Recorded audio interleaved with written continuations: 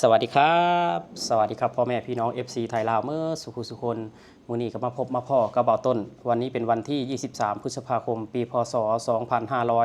2568มาพบมาพ่อกระเบาต้นตอนเที่ยงทุกคนเนาะมื้อนี้ก็เบาต้นมีคลิปจากเนาะคลิปจากหมอลาวคนหนึ่งที่ออกมาแสดงความคิดความเห็นน้อยมกน้อยใจทุกคนสำหรับคนลาวที่มารักษาตัวที่โรงพยาบาลฝั่งไทยเนาะแล้วก็ประชาชนลาวหลายๆคนก็มักจมว่าไปรักษาที่ประเทศไทยดีกว่าเครื่องไม้เครื่องมือบ่เครื่องไม้เครื่องมือกับทันสมัยเนาะอันนี้ก็คือประชาชนเขาว่าความจริงเนาะถ้าว่าเปรียบเทียบเครื่องไม้เครื่องมือหรือว่าการรักษาพยาบาลนี่ไทยกับลาวมันก็ต่างกันอยู่แล้วทุกคนเนาะอันนี้คือความจริงอันนี้คือความจริงมันต่างกันอยู่แล้วแต่ว่าความคิดหรือว่าทัศนคติของหมอคนนี้มันก็คัดกับบ่ต้นและก็คัดกับหลายคนอยู่ทุกคนเนาะเพิ่นเว้าจังใดไปเบิ่งคลิปนำกันทุกคนไปฟังนำกันเนาะป่วยจุ่มให้คุณหมอลาวเขาว่าคุณหมอลาวเขานี่เครื่องมือโบทันสมัยไปปัวอยู่ไทยดีกว่าเครื่องมือเขาเจ้าทันสมัยนู่นนั่นนี่เนาะอันนี้ไม่ได้หมายความว่าเป็นเหมือนทุกคนเหมารวมทุกคนเดิมมีบางคนเนาะที่มักว่าให้คุณหมอลาวเขาเนาะว่าเครื่องมือโบทันสมัยจังสันจังซิเนาะแล้ววันนี้ค่อยชิมมาว่าให้ฟังเด้อถ้าหากเขาพูดว่าเครื่องมืออยู่ในคุณหมอลาวเขาโบทันสมัยนี่นะเวลาที่เราเฮ็ดบุญเนี่ยเราอย่าไปเฮ็ดบุญอยู่วัดเพียงอย่างเดียวให้เราเฮ็ดบุญอยู่ในองค์หมอเนเวลาไปวัดไปวาเนี่ยไปถวายเงินให้พระให้ครูบาอาจารย์สร้างวัดสร้างวาเป็น10 20 ล้านเป็น100 ล้านเขายังเฮ็ดได้แต่ไม่ได้หมายความว่าไปเฮ็ดวัดเฮ็ดวาอารามเนี่ยบ่ดีนะมันดีเพราะว่ามันเป็นที่พึ่งทางใจและก็เป็นสิ่งหนึ่งที่ช่วยให้เราเนี่ยสบายจิตสบายใจและก็ได้นับถือกับไหว้ครูบาอาจารย์อยู่วัดนับถือทางพระพุทธศาสนาของเราเขานี่แหละเพราะว่าเขาเป็นศาสนาพุทธเด็กแต่ให้เขาคิดว่าเวลาเขาป่วยเขาไม่ได้ไปนอนอยู่วัดเขาไปนอนอยู่ห้องหมอฉะนั้นเวลาเขาไปเฮ็ดบุญเนี่ยให้เขาเอาเงินไปสมทบถึงเพิ่นไปบริจาคให้เพิ่นไปซื้อเครื่องมือมาไว้เวลาเขาป่วยเขาเจ็บเนี่ยเอาจริงได้ไปได้นำใส่เครื่องมือที่ทันสมัยหรือว่าคนทั่วประเทศลาวเนี่ยเวลาเขาเจ้าเจ็บเขาเจ้าป่วยเขาเจ้ามาใช้บริการอยู่ในห้องหมอเครื่องมือที่เขาเอาเงินไปสมทบนะเพิ่นซื้อมาทุกคนได้มาปีนปัวก็ถือว่าเขาได้บุญแล้วเนาะอย่าจมหลายถ้าว่าเขาจมหลายนะเจ้าผู้ช่วยอย่างได้เลยมันก็บ่เป็นการดีฉะนั้นเขาก็สมทบทุนให้เพิ่นแน่บ่แม่นว่าจะไปสมทบทุนอยู่แต่ว่าเวลาจะตายแล้วมันไปปัวอยู่หมอบัดปัวดีแล้วไปแก้บุญแก้บาปอยู่วัดอันนี้คิดผิดที่สุดเลยวัดบ่ได้ปัวเจ้าท่านหมอเป็นคนปิ่นปัวนะแล้วก็สิ่งศักดิ์สิทธิ์ที่เจ้าว่าสิ่งศักดิ์สิทธิ์คุ้มครองนะสิ่งศักดิ์สิทธิ์ไม่ได้คุ้มครองเลยแพทย์หมอปัวเจ้านะก่อนที่เจ้าจะรอดสิ่งศักดิ์สิทธิ์เป็นตัวมาช่วยเจ้าคือท่านหมอบ่ให้เฮาคิดเด้อเนาะอันนี้ก็ไม่ได้เหมารวมนะมันเป็นบางคนที่ว่ามักว่าให้หมอลาวเฮาบ่ดีจังซั่นจังซี่เครื่องมือบ่ทันสมัยเนาะมันก็มีบางคนเท่านั้นแหละให้คิดเด้อเวลาเฮ็ดบุญนะอย่าไปทำบุญอยู่แต่วัดหลายให้ไปทำบุญอยู่ในห้องหมอได้สมทบทุนให้เพิ่นแน่เนาะเพิ่นจะได้ซื้อเครื่องมือมาใช้ที่ทันเครื่องมือที่ทันสมัยนะเข้าใจนี่ก็คือทัศนคติของหมอลาวคนหนึ่งเนาะทุกคนทัศนคติของหมอลาวคนหนึ่งเนาะว้าวออกมาแบบนี้ก็บ่ต้นว่าสิบ่ถึกกันกับพระนะทุกคนบ่ถึกกันกับวัดเนาะการที่เฮาทำบุญนี่ก็แม่นแหละหลายๆคนก็คือว่าทำบุญอยู่วัดทุกคนแต่ว่าก็มีบางคนคือเพิ่นแบบว่าสมทบทุนเนาะหรือว่าสนับสนุนกับให้กับโรงพยาบาลซื้อเครื่องไม้เครื่องมือที่ทันสมัยเนาะแต่ว่าสิ่งที่คนลาวหลายๆคน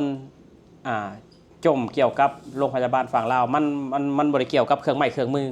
เนาะมันบ่ได้เกี่ยวกับเครื่องไม้เครื่องมือตามที่บ่ต้นแบบสังเกตมาหลายๆมันเกี่ยวกับการบริการเนาะการบริการเครื่องไม้เครื่องมือก็คนลาวหลายๆคนก็ยอมรับอยู่แล้วเพราะว่าบ้านเฮามันก็ยังบ่ได้เจริญยังบ่ได้ทันสมัยเครื่องไม้เครื่องมือก็ยังแบบบ่ทันสมัยอยู่เนาะทุกคนนี่ก็คือความจริงแต่ว่าสิ่งที่ประชาชนแบบว่าส่องแสงหรือว่าเว้าออกมาหลายๆคนก็คือการบริการเนาะการบริการ ถามว่าทานหมอคนนี้ออกมาเว้าถูกบ่สำหรับเบาต้นนี่มันก็มีส่วนถูกเนาะแต่ว่าส่วนบ่ถูกก็หลายการที่เฮาเป็นหมอหรือว่าเป็นทานหมอนี่เฮาบ่ควรออกมาเว้าแบบนี้เนาะถ้าว่าเจ้าบริการดีเนาะเจ้าบริการดีคนมีเงินเขาจะบริจาคให้โรงพยาบาลเองเนาะบริจาคให้โรงพยาบาลเองบ่แม่นว่าสิออกมาเรียกร้องแบบนี้เนาะแบบว่าใส่ให้วัดเลยครับแบบนี้ใส่ให้วัดเนาะทุกคนเนาะมันก็วัดมันก็คือที่พึ่งทางใจอีกเนาะมันก็คือยาวิเศษอีกชนิดหนึ่งเนาะถ้าว่าเฮาเจ็บป่วยเฮาได้ไปทำบุญอยู่วัดมันก็สิมีแรงสู้ขึ้นมาทุกคนเนาะโรงพยาบาลก็อีกแบบนึง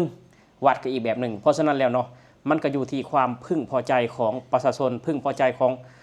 กับคนที่ใช้บริการเนาะคนที่มีเงินเขาเจ้าก็มารักษาที่ประเทศไทยเพราะว่าการมารักษาที่ประเทศไทยมันก็ต้องใส่เงินเนาะบ่ว่าการเดินทางเนาะบางคนหลายๆคนก็มารักษาโตที่โรงพยาบาลฝั่งไทยก็หายทุกคนเพราะฉะนั้นแล้วคนที่มีเงินหลายๆคนอยู่ในฝั่งลาวเนี่ยนะทุกวันนี้ก็เริ่มมาคลินิกที่ประเทศไทยมาโรงพยาบาลประเทศไทยเนาะ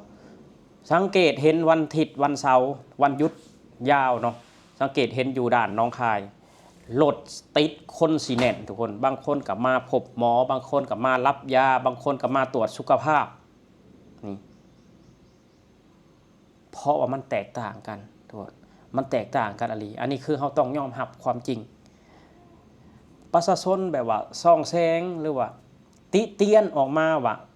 เครื่องมือบ่ทันสมัยมันก็อยู่ที่กระทรวงนั่นแหละทุกคนกระทรวงสาธารณสุขควรปรับปรุงแก้ไขว่าเฮ็ดจังใดเนาะเฮ็ดจังใดแบบว่าสิให้ประชาชนพึงพอใจเฮ็ดจังใดแบบว่าโรงพยาบาลเฮาจึงมีเครื่องมือที่ทันสมัยเจ้าต้องจัดการบริหารของเจ้าเองสิ่งที่ประชาชนสิสนับสนุนนั่นมันก็อยู่ที่ความพึงพอใจของเขาเองเนาะบ่แม่นว่าสิออกมาแบบนี้ก็ถูกด่าหลายเด้อทุกคนถูกด่าหลายเนาะหมอคนนี้ถือว่าถูกด่าหลายคนลาวหลายๆคนก็ด่าเนาะนี่คือทัศนคติของหมอทุกคนเนาะหมอคนหนึ่งเนาะมันก็คือความจริงแหละหมอแต่ละคนมันกับความคิดทัศนคติมันก็บ่คือกันพี่น้องมันก็บ่คือกันเนาะนี่ก็คือทัศนคติของหมอหนุ่มคนหนึ่งนะหมอหนุ่มคนหนึ่งนั่นแหละคือสิ่งที่ประชาชนส่องแสงก็คือแบบบ่ได้เกี่ยวกับเครื่องมือนะมันเกี่ยวกับการบริการแหละก็ยุกยาหลายกว่าเกี่ยวกับการบริการการเว้าการจาการให้บริการเนาะการให้บริการซึ่งมันแตกต่างกันพี่น้องเนาะทุกคนสำหรับคลิปนี้ก็บ่ต้นก็สิเอามาฝากแต่เพียงเท่านี้เนาะนี่ก็คือทัศนคติและก็ความคิดของหมอรุ่นใหม่เนาะหมอรุ่นใหม่พี่น้องมีความคิดความเห็นจังไดว่าหมอคนนี้เว้าถูกบ่หรือว่ามีส่วนใดที่ผิดสำหรับบ่ต้นก็มีส่วนถูกแน่เล็กน้อยเนาะแต่ว่าส่วนผิดก็หลายเนาะคือว่าวัดหลายๆวัดเนาะวัดหลายๆวัดก็อาจมีเครื่องนะมีเครื่องหมอคนนี้นะเนาะมีเครื่องหมอคนนี้เพราะว่า